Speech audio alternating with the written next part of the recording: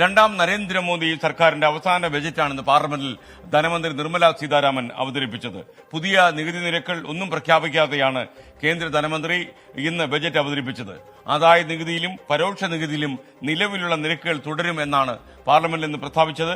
വിലവർദ്ധനയ്ക്കോ വിലക്കുറവിനോ ഇട നൽകാത്തതാണ് കേന്ദ്ര ബജറ്റ്.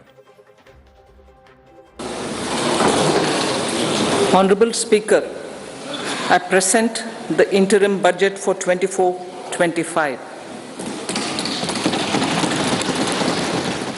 ആറാമത്തെ ബഡ്ജറ്റ് പ്രസംഗം പൂർത്തിയാക്കാൻ കേവലം 58 മിനിറ്റ് മാത്രമാണ് ധനമന്ത്രി നിർമ്മല സീതാരാമന് വേണ്ടി വന്നത്. ഗവൺമെന്റിന്റെ മൂലധന ചെലവ് GDP-യുടെ 3.4%മായ 11.1 ലക്ഷം കോടിയായി ഇടക്കാല ബഡ്ജറ്റ് പ്രഖ്യാപിച്ചു.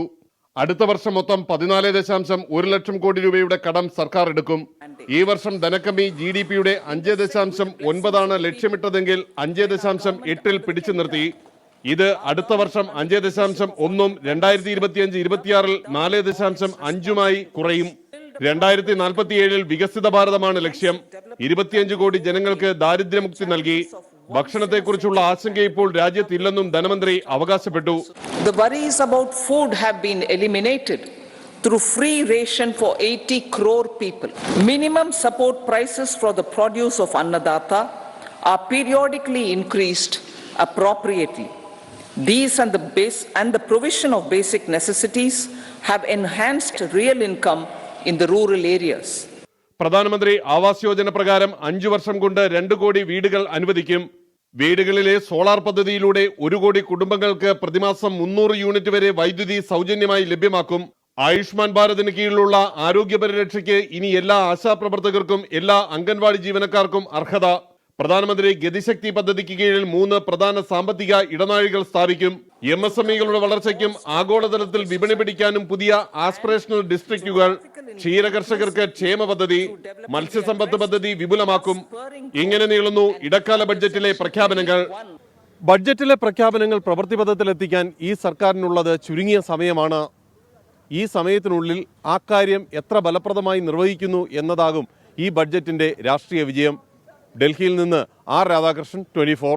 ഇത്തവണത്തെ ബജറ്റ് അവതരിപ്പിച്ചു കഴിഞ്ഞപ്പോൾ നമുക്ക് കേരളത്തിന് കാര്യമായിട്ട് ഒന്നും കിട്ടിയില്ല എന്നാണ് പൊതുവെ വാർത്തകൾ വരുന്നത്.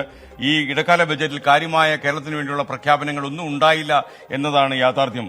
പലിശരഹിത വായ്പ തുടരുമെന്ന കേന്ദ്ര ധനമന്ത്രിയുടെ പ്രസ്താവനയാണ് ആകെ കൂടി നമുക്ക് കിട്ടിയ ഒരു ആശ്വാസ പരിപാടി എന്ന് വേണമെങ്കിൽ പറയാം. കേരളം ഏറെ പ്രതീക്ഷിക്കുന്ന എയിംസ് ഇത്തവണയും ഉണ്ടായില്ല. നമുക്ക് ശരിക്കും അത്തരമൊരു സ്ഥാപനം കിട്ടും. All India institute of medical sciences കേരളത്തിൽ ഉണ്ടാകും. അത് ഈ ബജറ്റിൽ അതിന്റെ പ്രഖ്യാപനം വരുമെന്ന് പ്രതീക്ഷിച്ചെങ്കിലും നിരാശയാണ് ഫലം. കേന്ദ്ര ബജറ്റ് കേരളത്തിന് സമ്മാനിച്ചത് നിരാശയാണോ എന്ന് നമ്മൾ അന്വേഷിക്കുന്നു. കേൾക്കാം നമ്മുടെ ആളുകൾ നൽകിയ പ്രതികരണങ്ങൾ.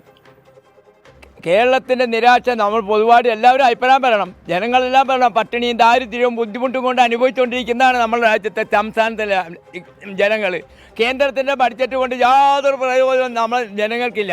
കേരളത്തിലെ സാധാരണക്കാരായ ജനങ്ങൾക്ക് ഒരു ഗുണം ചെയ്യാത്തൊരു ബഡ്ജറ്റാണ്.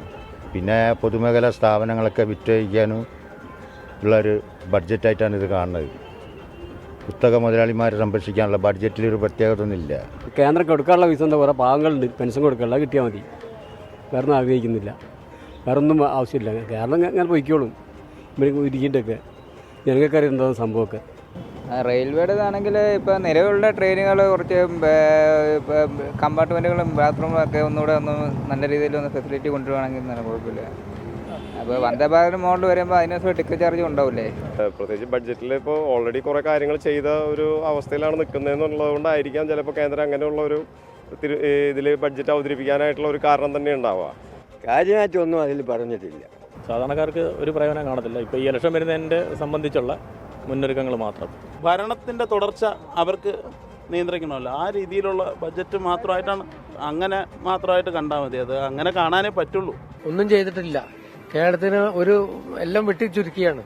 അല്ല, കേരളത്തിന് എന്നും നിരാശ. അത് രാഷ്ട്രീയത്തിന്റെ ഒരു കളി മെന്റാലിറ്റി മാത്രമാണുള്ളത്. അതുകൊണ്ടാണ് ബഡ്ജറ്റ് കേരളത്തെ സംബന്ധിച്ച് ഭയങ്കര നിരാശായ ബഡ്ജറ്റാണ് നിലവിൽ വന്നിട്ടുള്ളത്.